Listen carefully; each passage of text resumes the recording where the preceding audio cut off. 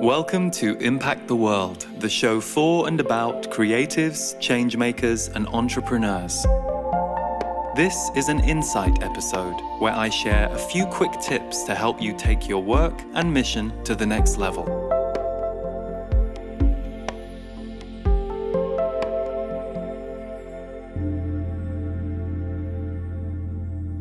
So one of the things that I hear a lot whenever I'm talking to people about putting their work out into the world is the fear of being criticized online. So there's a couple of things to do that can help you with this. Number one, it's going to happen. It's no different to the playground at school. Not everybody is going to like you, not everybody is going to get you, and when you put your work out online, you open yourself up to everything. But one of the things that I always say is, we tend to be programmed as humans to focus on the negative. So you might have 12 comments on a video or a blog post, and there might be 11 grateful comments, there might be 11 thankful comments. There'll be one that gets under your skin perhaps, or makes you question, I don't know if I even want to do this anymore. So first of all, notice the tendency that we all have to focus in on the negative and forget about the positive. With you putting your work out into the world, you have to try and remember, who did I positively affect by showing up? Who did I positively give something to? So that's step one, staying focused on the positive even as you deal with the negative. Number two is, did this person hit a personal wound? This is really key, and certainly for me in the early days, this was something that would have kind of saved me a lot of time. You know, there might be somebody saying, oh, I don't like her hair, or don't really like what she's wearing, or don't really like this topic. And all of that will go over your head. But the minute they say, I don't think she's very clever, and it takes you right back to that moment when you were a kid and you didn't think you were clever, or someone said you weren't as clever as your sister, or your report card always said, if only she could be a bit more academic.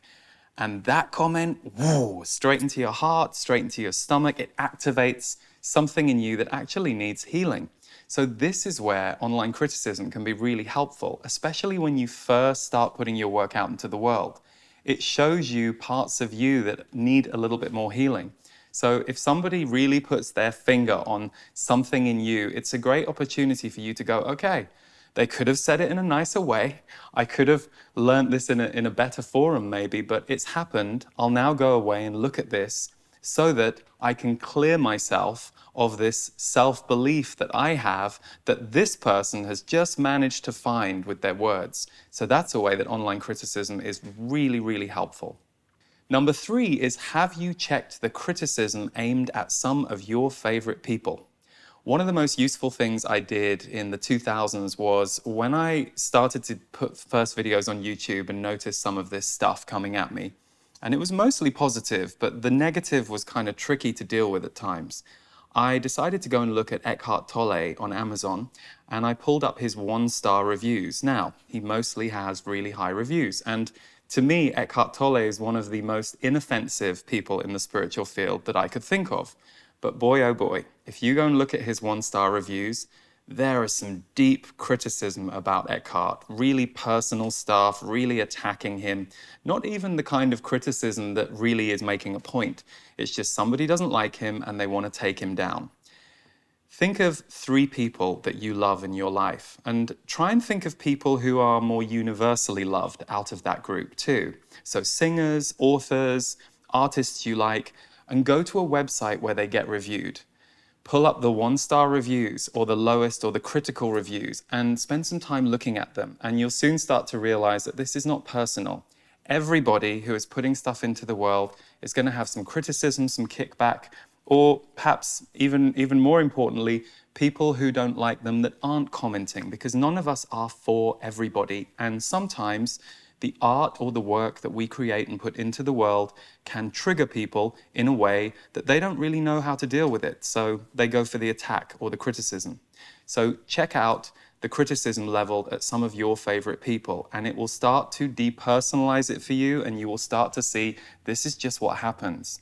Number 4, is this person who is criticizing you somebody that you want to go out and have a meal with, or is the way that they're criticizing you something you can connect with? So one of the things I learned early on is occasionally some of the comments I would see were actually really helpful.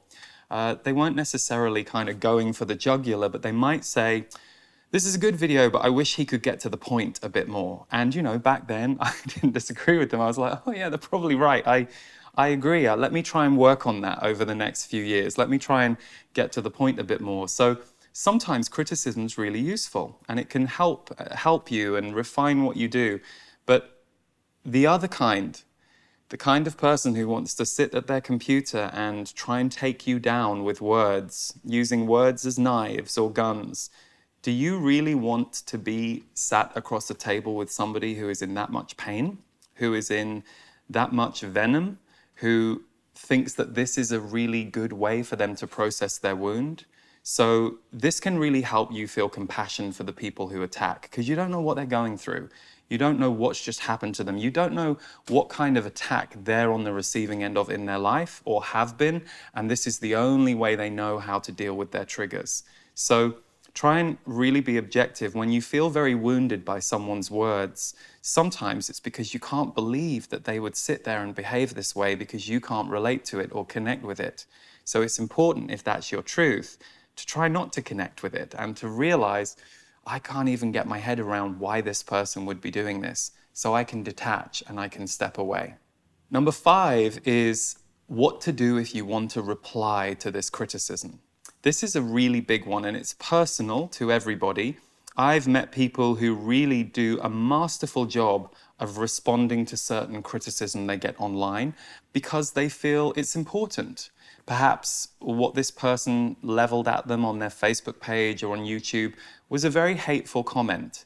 And they felt for themselves, the sake of their family, the sake of the community who are reading the comments, they needed to say something back. That can go really, really well. But equally, I've seen and been in the situation where, somebody triggers you in what they say in the criticism. And if you go back to them and you're wounded in what you're saying and you're defensive and you try and slam them back, it usually doesn't go very well. You start to escalate a drama with a person who really wants to win their argument and they're just going to keep coming back at you. So the choice to reply or not is one to really sit with.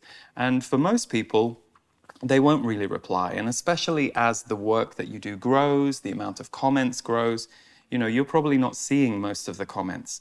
But it's really important to understand that if you're going to wade into an argument with an online critic, to really ask yourself, can I let go of the outcome of this? Am I okay if they just come back at me even harder, or am I trying to win and I think what I'm writing is going to win? Ask the opinion of a friend or a loved one before you send that thing out. And also recognize there might be a drama that's going to play out here unless you're able to address it in a really considered, really strong way. And sometimes I've seen that the online critic comes around and they're grateful for what it is that you showed them. So it's a very personal thing and it's a case-by-case basis, and it's something that you will try if it feels right to you, and you'll just walk away if that's what feels true to you too. And last but not least, number 6.